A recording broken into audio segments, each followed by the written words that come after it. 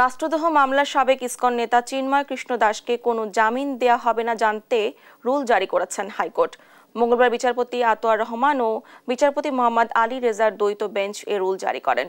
2 সপ্তাহের মধ্যে রাষ্ট্রপক্ষকে রুলের জবাব দিতে বলা হয়েছে। এর আগে 2 জানুয়ারি চিন্ময় দাসের জামিন আবেদন নামঞ্জুর করেন চট্টগ্রামের মহানগরের দায়রা জজ।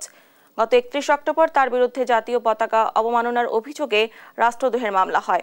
এই মামলায় আরও 18 জনকে আসামি করা হয়। 25 নভেম্বর ঢাকায় গ্রেফতার করা হয় চিন্ময় দাসকে। পরদিন জামিন আবেদন করা হলেও তা নামঞ্জুর করে তাকে কারাগারে পাঠানোর নির্দেশ দেন চট্টগ্রাম মেট্রোপলিটন ম্যাজিস্ট্রেট। ওই দিন আদালত প্রাঙ্গণে ব্যাপক সংঘর্ষ হয়। আদালত চত্বরে কুপিয়ে হত্যা করা হয় আইনজীবী সাইফুল ইসলামকে।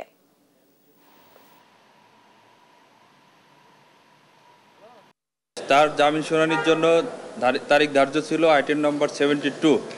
সেখানে শুনানি উভয় পক্ষের শুনানি শেষে অনারেবল হাইকোর্ট ডিভিশন 2 সপ্তাহের জন্য রুল জারি করেছেন।